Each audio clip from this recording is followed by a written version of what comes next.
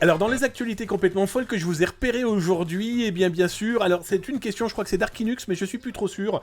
Toujours est-il que quelqu'un, hier, m'avait posé la question. Non, je ne crois pas que ce soit toi, Darkinux, mais peu importe. En tout cas, c'est quelqu'un qui fait partie de la communauté et qui m'a posé une question, à savoir si on allait parler de chat GPT.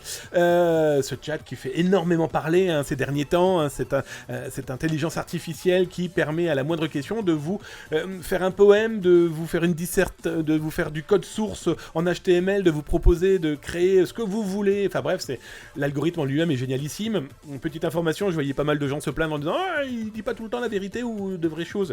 Il faut savoir que son contenu algorithmique date de 2021. Donc depuis, il n'y a pas eu de mise à jour. Mais ce qui n'empêche qu'il est complètement dingue, cet outil. Complètement dingue. Et à un point tellement dingue que il commence à y avoir des ministères de l'éducation qui commencent à clairement réfléchir. Est-ce qu'on va pas l'interdire ?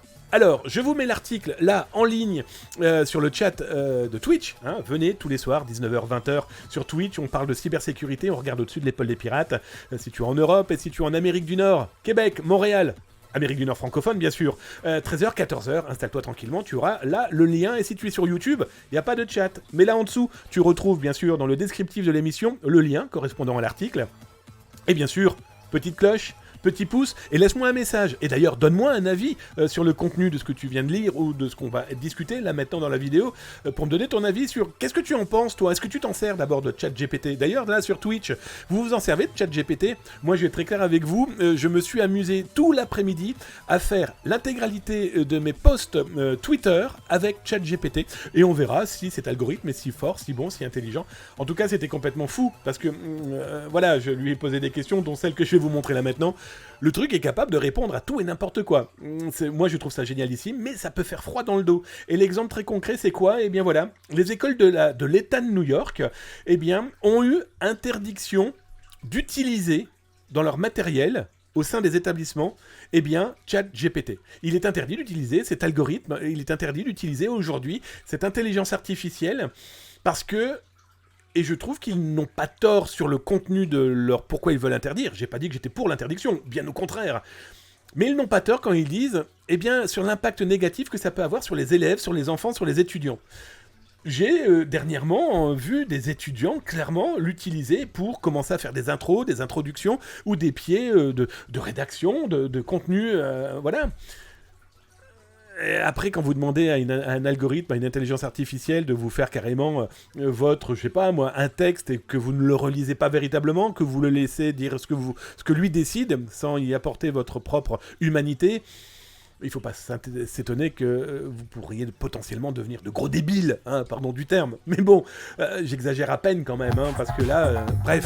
Bonjour, Climero94, welcome, installe-toi tranquillement et bienvenue dans la cyber-émission. Tu es chez toi ici, installe-toi tranquillement. On parle de cybercrime, cybersécurité et de tout ce monde numérique qui est complètement dingue. Et donc, les écoles de New York, interdiction. Sauf si l'école demande l'autorisation de pouvoir l'utiliser juste pour voir comment ça fonctionne et parler en fait du danger potentiel de ce genre d'outils.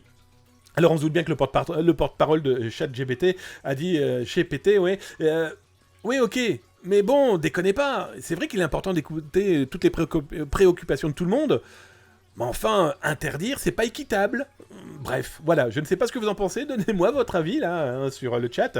D'ailleurs, si vous voulez que je lise votre avis, tapez @atascom avant, comme ça je lirai clairement votre avis. Mais voilà, ça montre l'évolution aussi d'une population qui n'a pas évolué du tout. Il y a plein de gens qui sont tombés des nues quand ils sont tombés sur ChatGPT, mais quand ils sont tombés aussi sur les autres algorithmes, cette intelligence artificielle qui, quand vous allez sur Telegram, vous lui dites « Bonjour, dessine-moi Damien dans un champ de lavande, en tutu, sur la montagne, entouré d'avions et d'arbres volants », l'algorithme, elle vous fait des images génialissimes.